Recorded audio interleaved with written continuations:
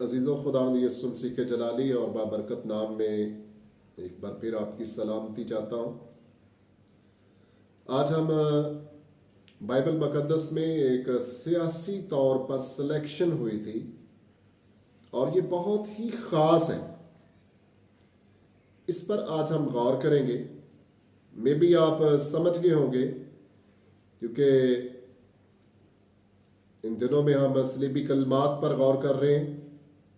तो ये सिलेक्शन, इंतखाब जो हुआ था, यकीनन जो बाइबल मुकद्दस को लोग पढ़ते हैं, जानते हैं, वो समझ गए होंगे ये कौन सी सिलेक्शन है।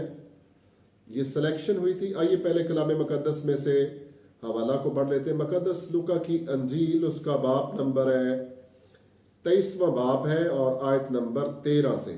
मुकद्दस लूका की अंजील, उसका बाब नंबर है 23वां बाब और उसकी आयत नंबर 13 से। लिखा गया कलाम मुकद्दस में, फिर पिलातुस ने सरदार काहिनों और सरदारों और आम लोगों को जमा करके उनसे कहा, तुम इस शख्स को लोगों का बहकाने वाला ठहराकर मेरे पास लाए हो। देखो, मैंने तुम्हारे सामने ही उसकी तहकीकात की है, मगर जिन बातों का इल्जाम तुम उस पर लगाते हो उसकी निस्बत ना मैंने उसमें कुछ कसूर पाया, ना हेरोदिस ने, क्योंकि उसने उसे हमारे पास वापस भेजा है। देखो, उससे कोई ऐसा फेल सरजद नहीं हुआ जिससे वो कत्ल के लायक ठहरता, बस मैं उसको पिटवा कर छोड़े देता हूँ। उसे हर ईद में जरूर था किसी को उनकी खातर छोड़ दे। वो सब मिलकर चला उठे, इसे ले जा और हमारी खातर बराबा को छोड़ दे। कलाम मुकद्दस का पढ़ा जाना, सुना जाना, सुनाया जाना हम सब के लिए बायसे बरकत बने। सो ये सिलेक्शन थी मजहबी रहनुमाओं को,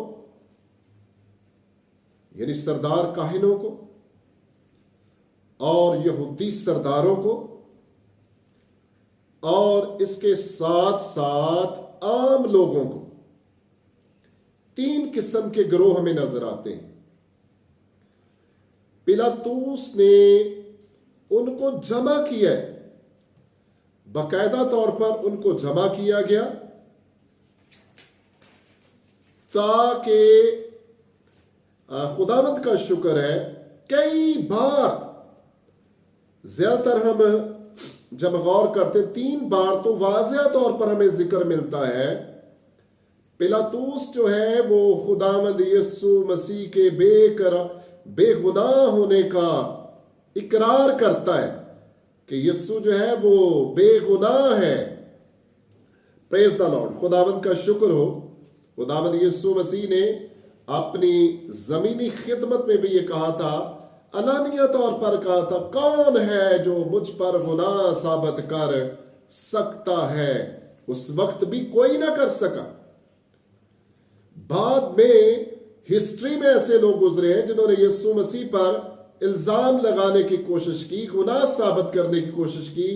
खुदावंद का शुक्र है वो साबित नहीं कर सके। ये ऐसे ही है जैसे चांद पर थूकना और वापस किस पर आता है?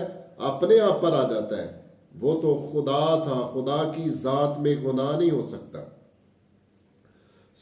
बैक वक्त खुदावंद यीशु मसीह पर 3 अदालतों की कार्रवाई चल रही थी। पहली अदालत यहूदी अदालत, जिसमें यीशु मसीह पर मजहबी इल्जाम लगाया था कि ये हमारे मजहब के खिलाफ कुफर बोलता है या कुफर बकने वाला है। फिर रोमी अदालत में उस पर उसके खिलाफ एक सियासी इल्जाम लगाया गया था कि ये रोमी हुकूमत के लिए खतरा है। बस इन दोनों अदालतों ने या दोनों गिरोहों ने मिलकर इन दोनों गिरोहों की सियासी सरगर्मियों के बायस यीशु मसीह को सलीबी मौत तक पहुंचाया गया। ये दो किस्म की अदालतें हैं, एक है यहूदी अदालत और एक है रोमी अदालत। और इसके अलावा आसमानी अदालत, लाही अदालत भी यीशु मसीह पर हो रही थी।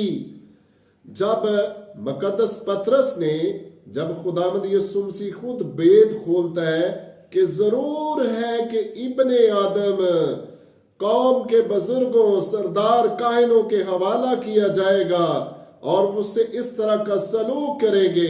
पतरस के अंदर के जज्बात बोले, ना ना ना, ए रब्बी, ए उस्ताद, खुदा ना करे कि तुझ पर कभी ऐसा वक्त आए।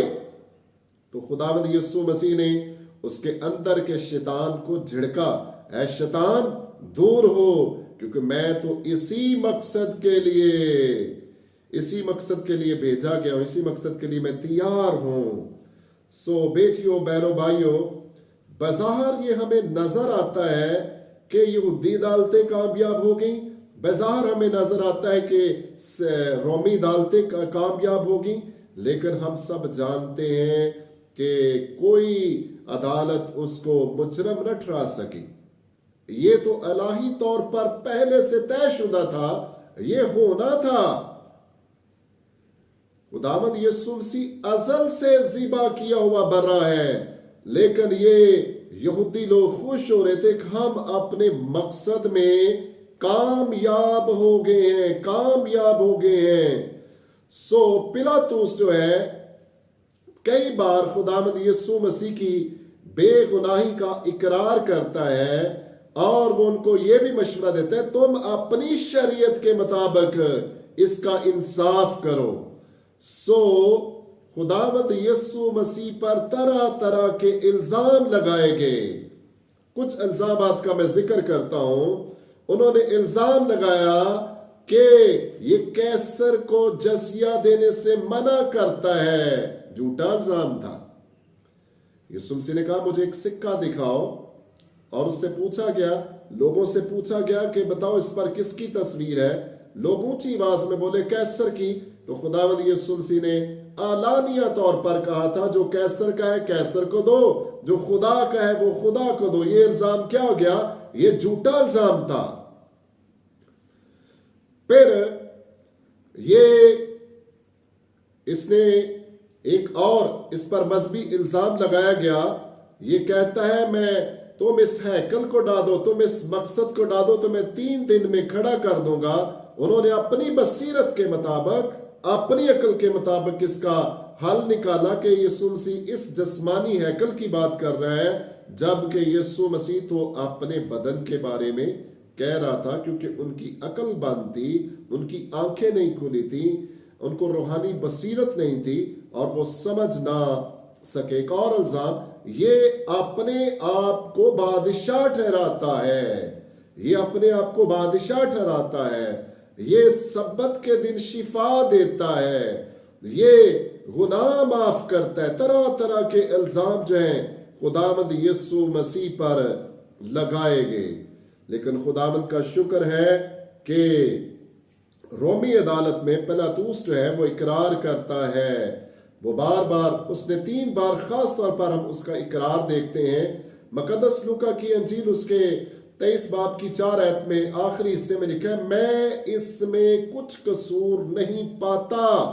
ये पिलातुस का पहला इकरार है, मैं इस शख्स में कोई ऐसा कसूर नहीं पाता।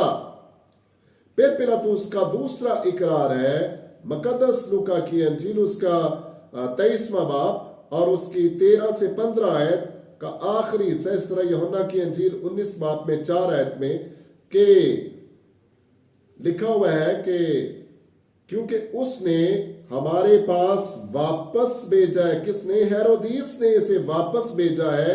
देखो, इससे कोई ऐसा फेल सरजद नहीं हुआ जिससे वो कत्ल के लायक ठहरता। ये दूसरा इकरार है। इसके बाद तीसरा इकरार है, ये लूका की अंजील उसका 23 बाब 21 से 22 आयत लिखा, तीसरी बार जब पिलातुस ने खुदावंद यीशु मसीह को छोड़ने का इरादा किया, लेकिन वो चला कर कहने लगे, इसको सलीब दे, इसको सलीब दे। उन्होंने तीसरी बार उनसे कहा, क्यों? पिलातुस ने उनसे पूछा, क्यों सलीब दूं? उसने क्या बुराई की है? मैंने इसमें कोई कत्ल की वजह नहीं पाई।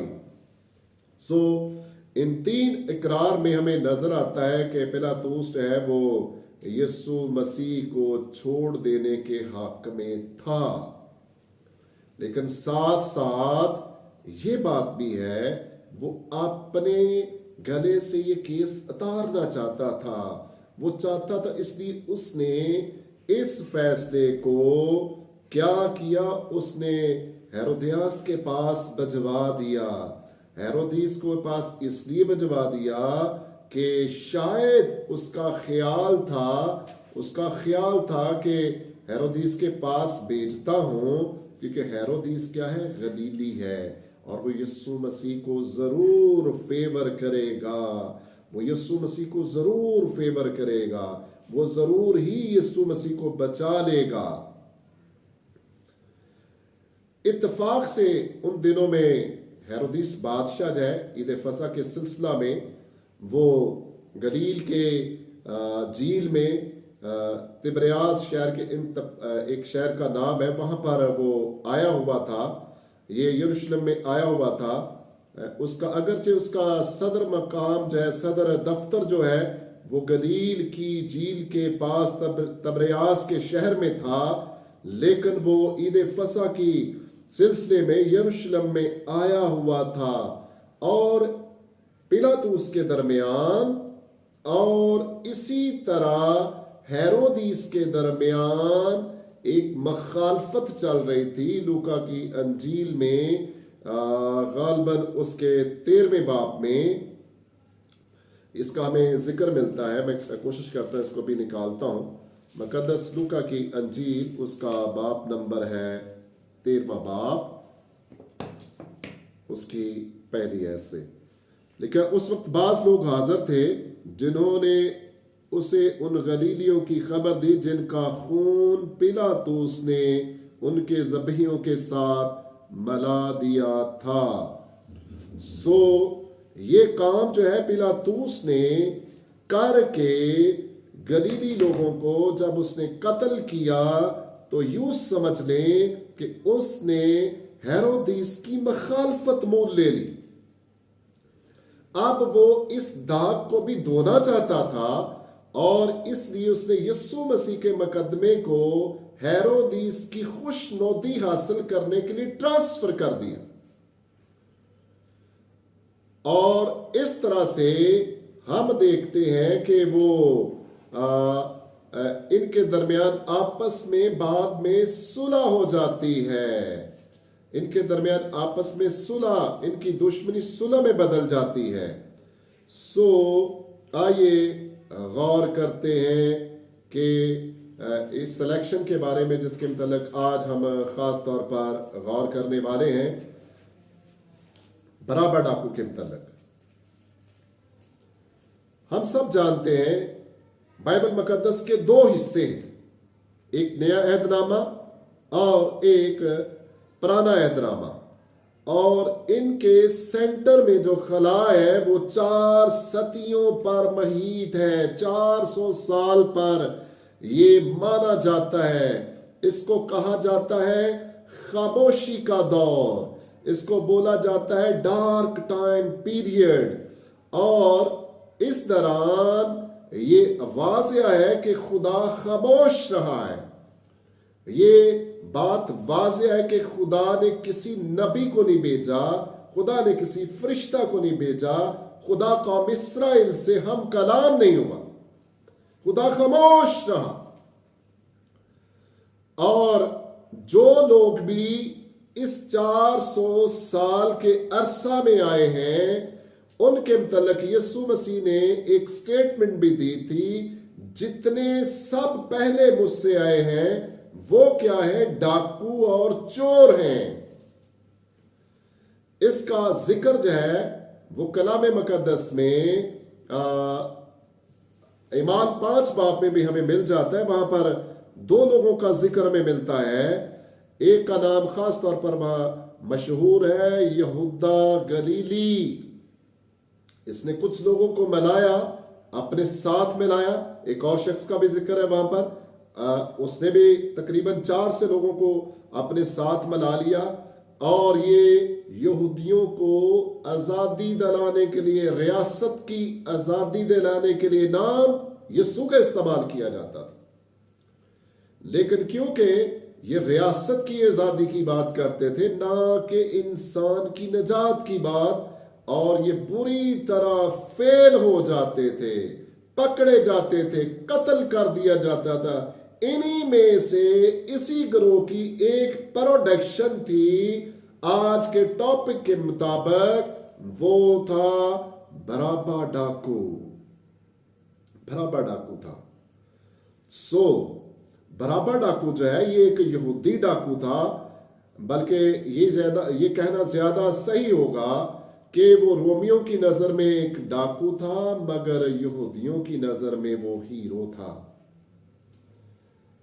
बराबा का मतलब है बाप का बेटा, और इसके मैंने हीरो के। आज हम इसी सिलेक्शन पर गौर करने लगे हैं, जो कि कलाम मुकद्दस में इसका जिक्र हमें मिलता है। और पिलातूस ने कई बार कोशिश की कि खुदावंद यीशु मसीह को, खासतौर पर मैंने 3 रेफरेंस आपके सामने पेश किए हैं, जिसमें पिलातूस जो है वो कोशिश करता है कि यीशु मसीह को छोड़ दिया जाए, इस मुकदमे से बरी कर दिया जाए। जब वो दूसरी अदालत में जाता है, वहां पर उससे पूछा जाता है कोई मौजज़ा दिखा, और यीशु मसीह खामोश रहते हैं, और साथ साथ वो बोलता है क्या तू जानता नहीं है कि मुझे तुझे छोड़ने का भी इख्तियार है, मुझे तुझे छोड़ने का भी इख्तियार है। और खुदावंद यीशु मसीह का जवाब बहुत पोलाइट और अच्छा है, खूबसूरत है। जब मैं पढ़ता हूं मेरा दिल खुशी से भर जाता है। अगर ये इख्तियार तुझे ऊपर से ना दिया जाता तो तू क्या कर सकता था? ये इख्तियार तो तुझे ऊपर से दिया गया है। लोगों के डर के बायस, लोगों के खौफ के बायस हजूम जो था बहुत सरगर्म था। आवाजें बुलंद हो रही थी कि इसको सलीब दो, यानी यीशु मसीह को सलीब दिया जाए। पिलातूस जो है अंडर प्रेशर हो जाता है। जब लोग रोड पर निकल आते हैं तो हुक्मरान क्या हो जाते हैं? अंडर प्रेशर हो जाते हैं। जाती तौर पर वो इस चीज का कायल था कि मैं यीशु मसीह को आजाद कर देता हूं। उसकी बीवी ने भी कहा था, ख्वाब जब उसने देखा, उसने पिलातूस को बताया, इस रास्तबाज से कोई सरोकार ना रख। बीवी की बात तो और भी असर कर गई होगी। क्योंकि वो शख्सी तौर पर भी, ऊपर से बीवी की गवाही भी मिल गई, इस रास्तबाज से कोई सरोकार ना रख। उसने कोशिश की, यहूदियों को कायल करने की कोशिश की कि क्योंकि हर ईद के मौका पर, इस फसा के मौका पर यहूदियों की खुशनुदी के लिए एक मुजरम को छोड़ दिया जाता था, एक मुजरम को छोड़ दिया जाता था। और उसने एक बार फिर कोशिश की कि क्यों ना मैं यीशु मसीह को कोड़े लगवाकर, पिटवाकर छोड़े दिए देता हूं। लेकिन यहां पर बहनों भाइयों, जब बहुत बारीकी से गौर किया जाता है, कोड़े किसको लगवाए जाते थे? शायद ये एक बात हो सकती है कि यहां पर कुछ कंसेशन भी है। जब वो यीशु मसीह को कोड़े लगते देखेंगे, उनके दिल की भड़ास निकल जाएगी। जब वो यीशु मसीह की जख्मी पीठ देखेंगे और वो राजी हो जाएंगे, यहां तक राजी हो जाएंगे और छोड़ने के लिए वो भी कायल हो जाएंगे। मगर ऐसा नहीं हुआ। कोड़े लगवाकर उसको सलीब का परवाना भी उसके हाथ में सौंप दिया जाना था। इससे पहले कि ये सारी कार्रवाई होती। अब क्या था, अब एक सिलेक्शन जिसके मतलब खास तौर पर मैं आपसे बात करना चाह रहा था, बात थोड़ी सी लंबी होगी, सॉरी। सिलेक्शन करनी थी इस हजूम ने, जिनको पिलातूस ने जमा किया हुआ था, सरदार कायनों ने, सरदारों ने और आम लोगों ने सिलेक्शन करनी थी। सिलेक्शन करने में कभी कभी इंसान समझता है मैं ठीक हूं, लेकिन वो गलत सिलेक्शन भी कर लेता है। कैसे पता चलता है? बुनियादी तौर पर जब हम देखते हैं, ये गलतियां आसमान पर भी हुई, ऐसी एक गलती, सॉरी एक गलती आसमान पर भी हुई है। वो हुई थी लूसीफर फरिश्ता से, जो आसमानी कवायर का लीडर था। उसने सिलेक्शन गलत कर ली। क्यों ना वो सोचता है, क्यों ना मैं अपना तख्त जो है वो खुदा के तख्त से भी ऊपर ले जाऊंगा। सिलेक्शन गलत होगी बहन भाई, और इस तरह उसकी अपनी सिलेक्शन गलत थी। फिर बागे अदन के अंदर उसने सिलेक्शन गलत करवा दी। खुदा ने कहा था कि तू बाग के हर दरख्त का फल बेरोक टोक खा सकता है, लेकिन इस दरख्त का फल ना खाना, जिस रोज तूने इसको खाया तू मरा। ऐसे जैसे आदम और अम्मा हवा जो है इस सारे हुक्म को भूल बैठे हैं, इस फल को खाने के लिए, खाने की खातर वो सारा लेक्चर जो है, जितना भी लेक्चर उन्होंने लिया, खुदा बाप आता, ठंडे वक्त में आता, उनको बताता कैसे बाग के अंदर रहना है, कैसे बाग की गल्लाबानी करनी है, निगहबानी करनी है। लेकिन जब अबलीस ने मौका पा लिया, तो ऐसा है जब कोई अबलीस की सुनेगा ना, मैंने एक कलाम सुनाया था इसी चैनल पर, आप वो अगर कोई सुनना चाहता है, बड़ा बाबरकत वो मैसेज खुदा ने मुझे दिया था कि मेजर मिस्टेक मदर ईवा के नाम से वो सेफ है, आप सुनना चाहे तो सुन सकते हैं। यहां पर भी उसने सिलेक्शन गलत करवाई। खुदा बाप की सिलेक्शन को उन्होंने तर्क कर दिया, अबलीस की सिलेक्शन को उन्होंने कबूल कर लिया। फिर हम कलाम मुकद्दस में देखते हैं, गौर करते हैं, खरूज की किताब 32 बाब में उसकी पहली आयत में लिखा हुआ है कि लोग हारून काइन के पास आते हैं और उससे कहते हैं, हम नहीं जानते कि उस मर्द खुदा मूसा को क्या हो गया है, तू क्या कर, हमारे लिए एक देवता बना दे जो हमारे आगे आगे चले और हम उसके पीछे पीछे। जब उन्होंने हारून काइन को मजबूर किया, सोना पेश किया और एक बछड़ा बनाया गया, उसके सामने उछलने कूदने डांस करने लगे, और ये बहुत गलत किस्म की सिलेक्शन थी।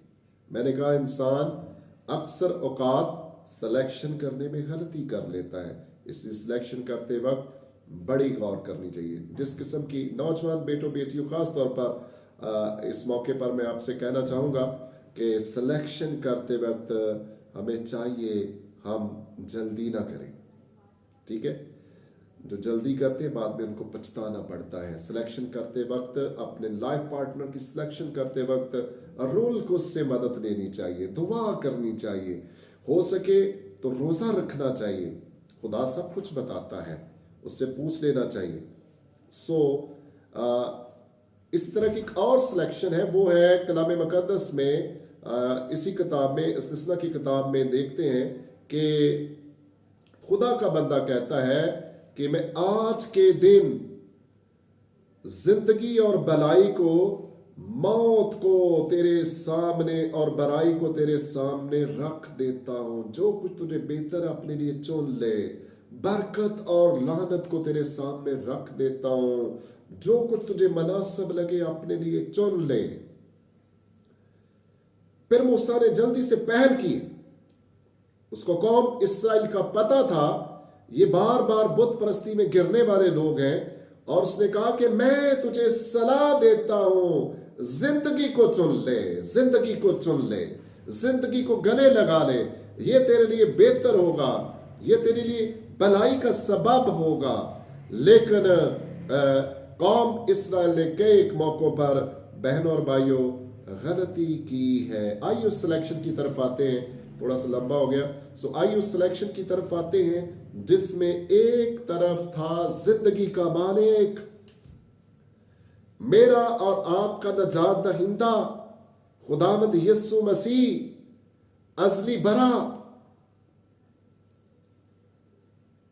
सिलेक्शन करनी थी, या तो यीशु को जो मसीह कहलाता है, या बराबा डाकू को इत्तेफाक से इसका नाम भी यीशु था, इसलिए वो कहता है कि यीशु जो मसीह कहलाता है, इधर बराबा डाकू है, किसको चाहते हो कि तुम्हारी खातर छोड़ दिया जाए? हजूम ने बुलंद आवाज से कहा, हम चाहते हैं कि बराबा को हमारी खातर छोड़ दिया जाए, बराबा को हमारी खातर छोड़ दिया जाए।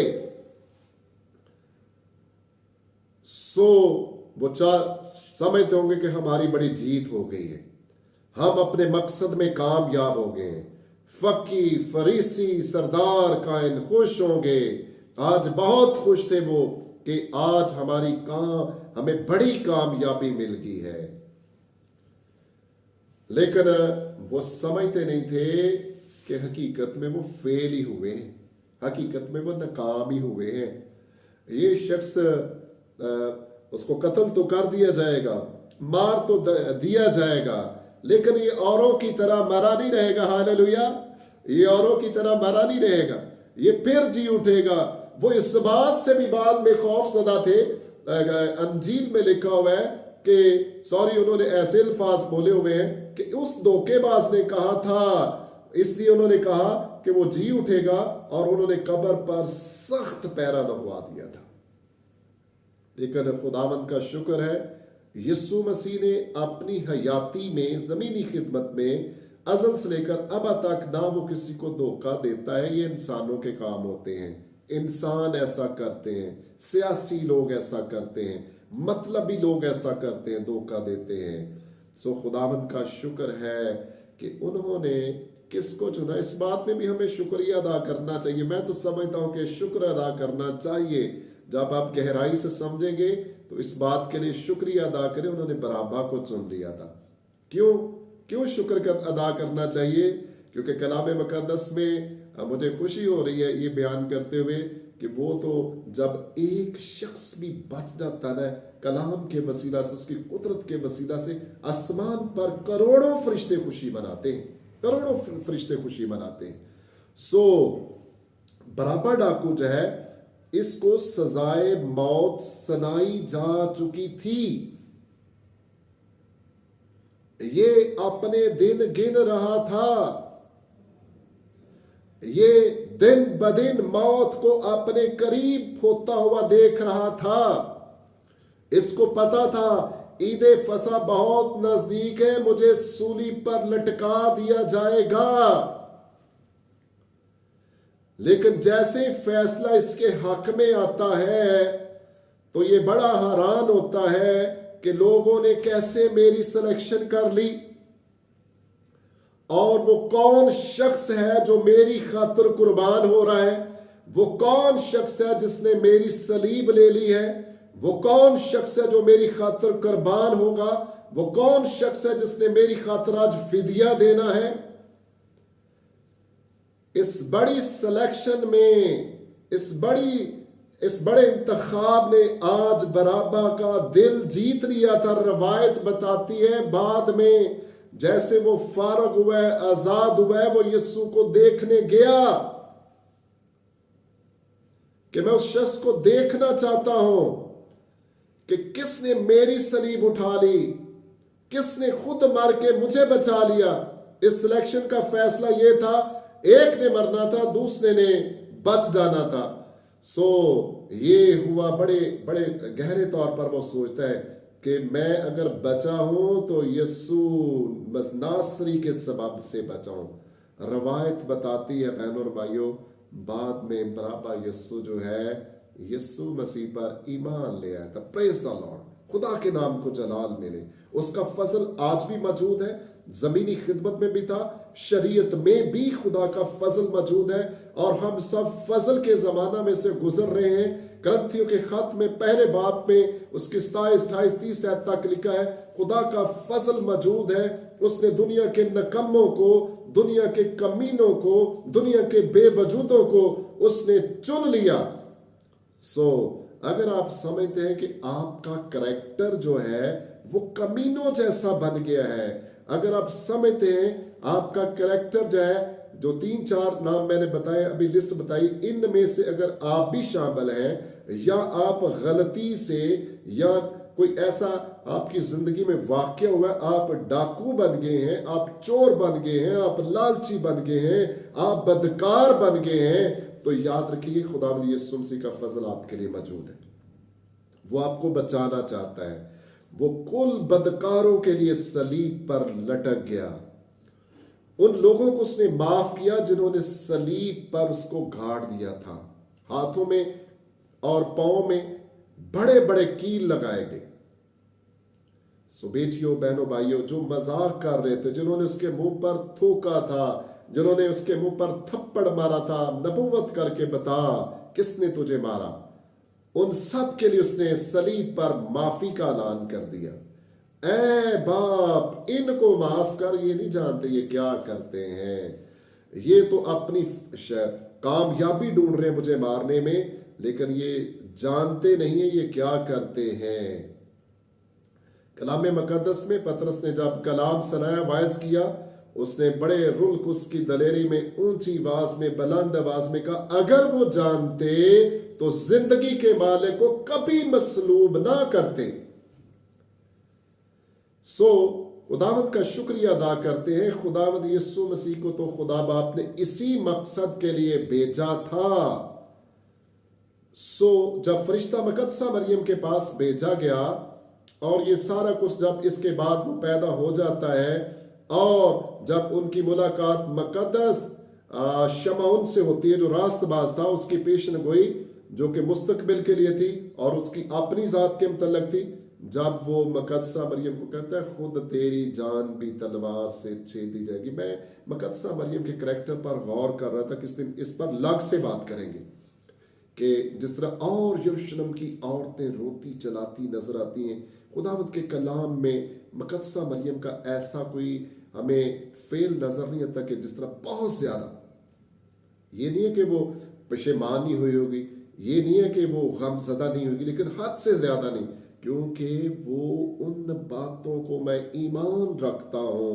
अगर किसी को इस बात से ठोकर लगी तो सॉरी, लेकिन कलाम मुकद्दस ये हकीकत लिखा है, वो फरिश्ता ने जो कलाम किया था वो इन बातों को अपने दिल में रखकर गौर करती रही। गौर, आहिस्ता आहिस्ता उसने गौर किया था, कैसा शख्स है कि ये पानी को मैं बना देता है, ये कैसा शख्स है जो कहता है अभी मेरा वक्त नहीं है, ये कैसा शख्स है जो हवार पानी को डांटता है और वो थम जाते हैं, ये कैसा शख्स है जो सलीब पर भी लोगों को माफ कर देता है, ये कैसा शख्स है।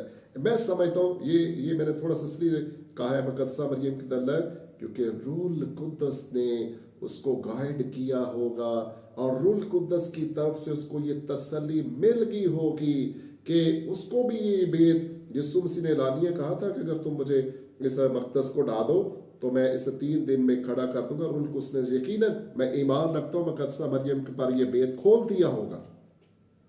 इसलिए वो हमें मुतमिन नजर आती है कि उसका ईमान होगा कि ये मरा नहीं रहेगा, ये खुदा का बेटा है, ये खुदा का बेटा है।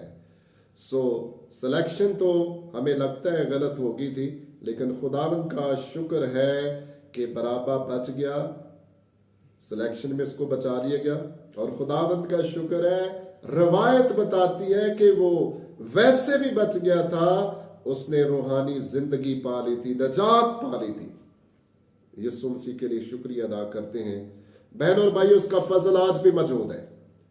अगर कलाम को सुनकर आपने बरकत पाई है, कलाम को सुनकर खुदा ने आपकी आंखें खोली, आपके कान खोले हैं, दिल की आंखें रोशन की है, तो जरूर दुआ कीजिएगा, जरूर कमेंट्स में बताइएगा कि मैं खुदावंद का शुक्र करती हूँ कि उसने मुझे बचाने के लिए खुद सलीबी मौत मर गया। सो खुदावंद का शुक्रिया अदा करते। सुनाए गए कलाम पर खुदावंद की बरकत हो। मैं दरख्वास्त करता हूँ, अगर किसी ने अभी तक हमारा चैनल नहीं सब्सक्राइब किया तो मेहरबानी करके इस चैनल को सब्सक्राइब करें, और ख़ास तौर पर जो मुकद्दस लोग हैं मुझे अपनी दुआ में याद रखिए। खुदावंद आप सबको बरकत बख्शे।